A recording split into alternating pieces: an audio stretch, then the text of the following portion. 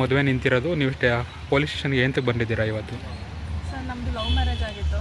ಏನು ನಿಮ್ಮ ಹೆಸರು? ಯಾವ ಊರು ನಿಮ್ಮ? ಲೇಪಾಕ್ಷಿ. ನನ್ನ ಹಸ್ಬೆಂಡ್ ಹೆಸರು ಹರೀಶ್ ಪ್ರಸಾದ್. ಹುಡುಗಿ ಹೆಸರು ಬಂದು ಪುಣ್ಯಶ್ರೀ.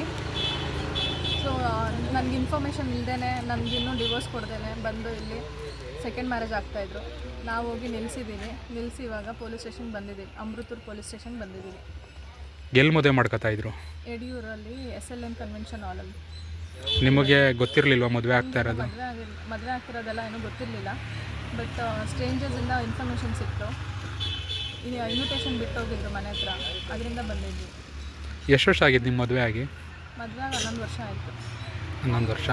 ಏನು ನೀವಿಬ್ಬರ ನಡುವೆ ಭಿನ್ನಾಭಿಪ್ರಾಯ ಇತ್ತಾ ಏನಿತ್ತು? ಭಿನ್ನಾಭಿಪ್ರಾಯ ನಾವು ಸಪ್ರೇಟಾಗಿದ್ದಾಗ ಏನೂ ಇರಲಿಲ್ಲ. ಮತ್ತು ಇವ್ರು ಮದುವೆ ಮಾಡಿಕೊಂಡು 2ನೇ ಸಲ ನನಗೆ ಮದುವೆ ಮಾಡಿಕೊಂಡು ನಮ್ಮ ಹಸ್ಬೆಂಡ್ ಅವ್ರ ನಮ್ಮ ಅತ್ತೆ ಮನೆಗೆ ಹೋದೆ.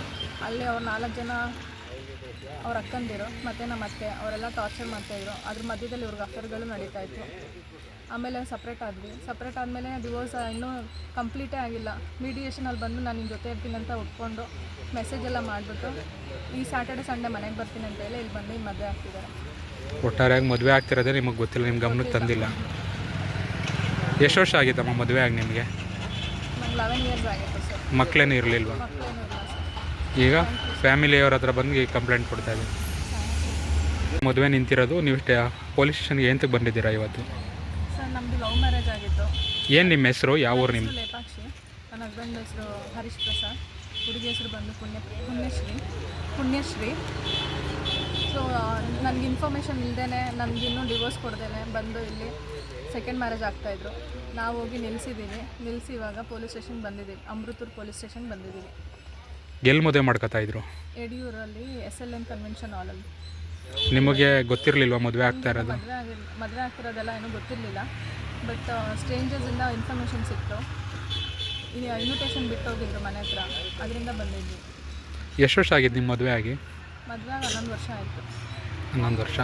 ಏನು ನೀವಿಬ್ಬರ ನಡುವೆ ಭಿನ್ನಾಭಿಪ್ರಾಯ ಇತ್ತಾ ಏನಿತ್ತು? ಭಿನ್ನಾಭಿಪ್ರಾಯ ನಾವು ಸಪ್ರೇಟಾಗಿದ್ದಾಗ ಏನೂ ಇರಲಿಲ್ಲ. ಮತ್ತು ಇವ್ರು ಮದುವೆ ಮಾಡಿಕೊಂಡು 2ನೇ ಸಲ ನನಗೆ ಮದುವೆ ಮಾಡಿಕೊಂಡು ನಮ್ಮ ಹಸ್ಬೆಂಡ್ ನಮ್ಮ ಅತ್ತೆ ಮನೆಗೆ ಹೋದೆ. ಅಲ್ಲಿ ಅವ್ರು 4 ಜನ ಅವ್ರ ಅಕ್ಕಂದಿರು ಮತ್ತು ನಮ್ಮ ಅತ್ತೆ ಅವರೆಲ್ಲ ಟಾರ್ಚರ್ ಮಾಡ್ತಾಯಿದ್ರು. ಅದ್ರ ಮಧ್ಯದಲ್ಲಿ ಇವ್ರಿಗೆ ಅಫೇರ್ಗಳು ನಡೀತಾಯಿತ್ತು. ಆಮೇಲೆ ಸಪ್ರೇಟ್ ಆದಮೇಲೆ ಡಿವೋರ್ಸ್ ಇನ್ನೂ ಕಂಪ್ಲೀಟೇ ಆಗಿಲ್ಲ.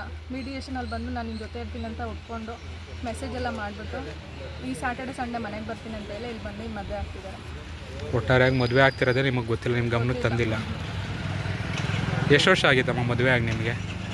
ನಂಗೆ 11 ಇಯರ್ಸ್ ಆಗಿತ್ತು ಸರ್. ಮಕ್ಕಳೇನು ಇರಲಿಲ್ವಾ? ಮಕ್ಕಳೇನೂ ಇಲ್ಲ ಸರ್. ಈಗ ಫ್ಯಾಮಿಲಿಯವ್ರ ಹತ್ರ ಬಂದು ಕಂಪ್ಲೇಂಟ್ ಕೊಡ್ತಾ ಇದ್ದೀವಿ.